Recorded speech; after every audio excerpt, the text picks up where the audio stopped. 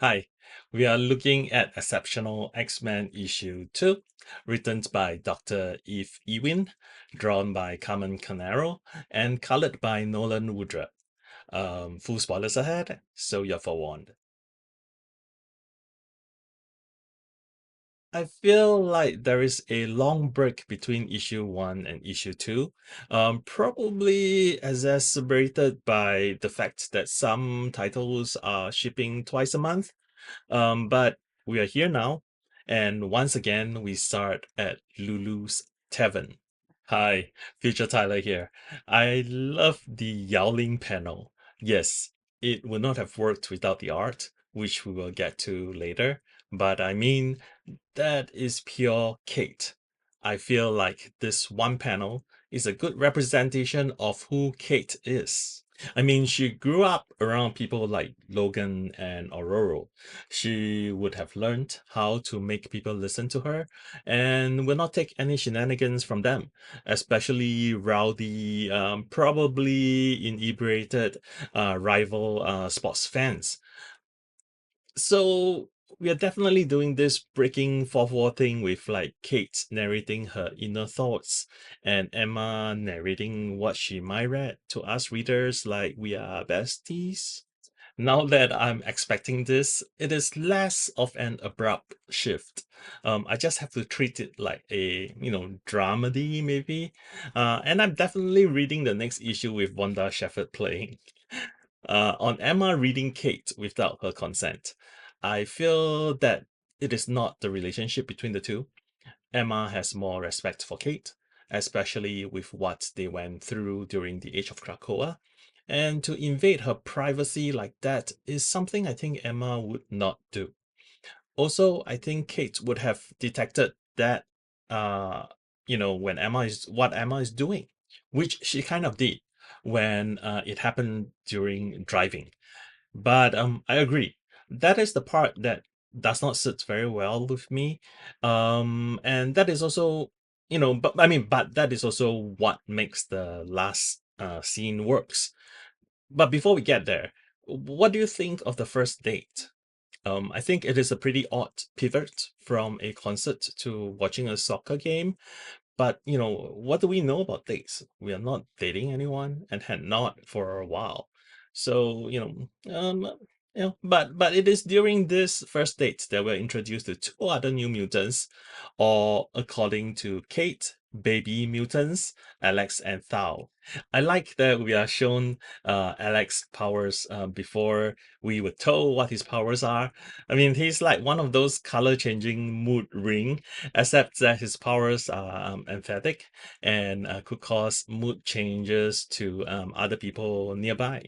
Thao throwing the midnight M sign, which meant that she's a mutant, but I mean, the cover and social media already told us that, so it is not much of a surprise there.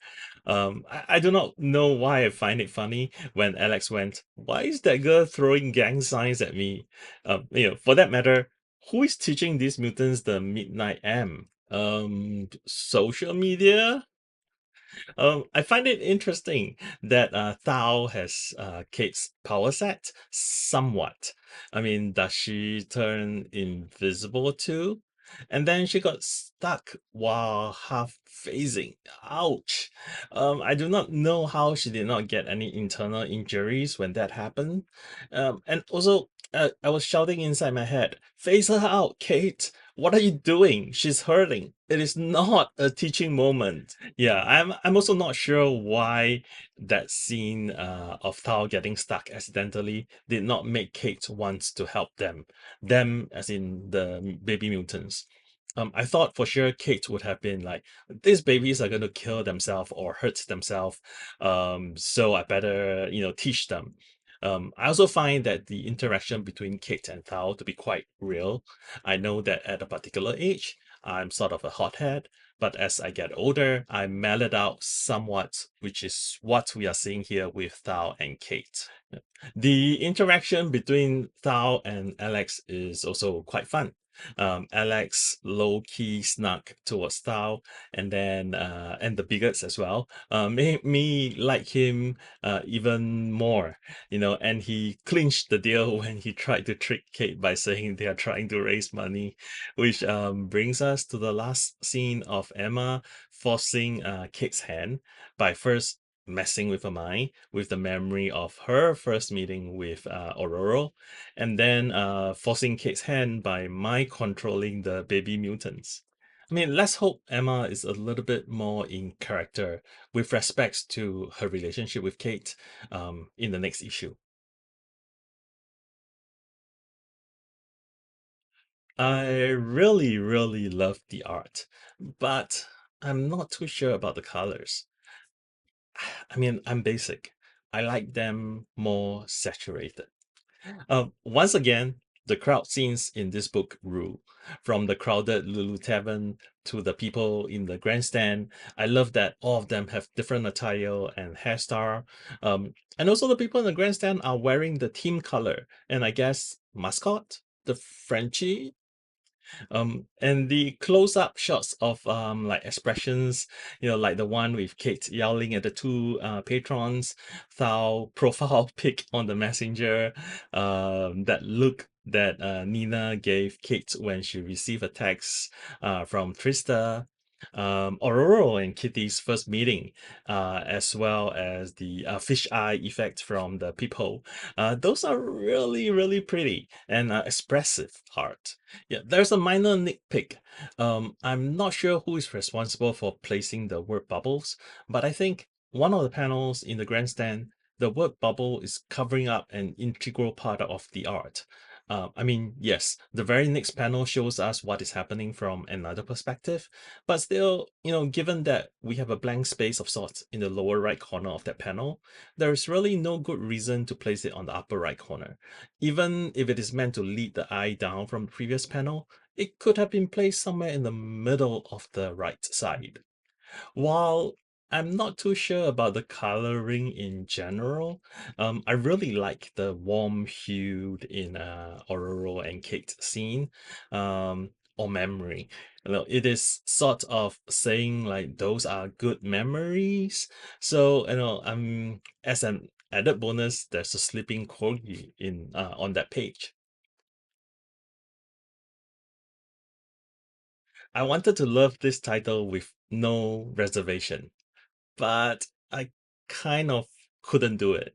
I like the slightly different approach of having multiple characters speak to the readers directly. And while I'm not entirely sold with the Emma bit at the moment, I'm coming around to Kate with the spot on voice. The baby mutants are also quite fun. So it is a 3.75 out of 5 for me.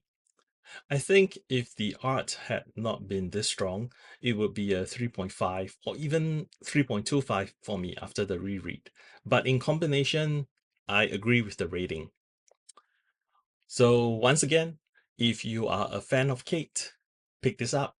And even if you are not, it is still worth checking out.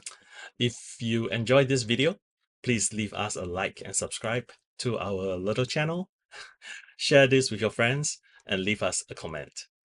Thanks, and Tyler out.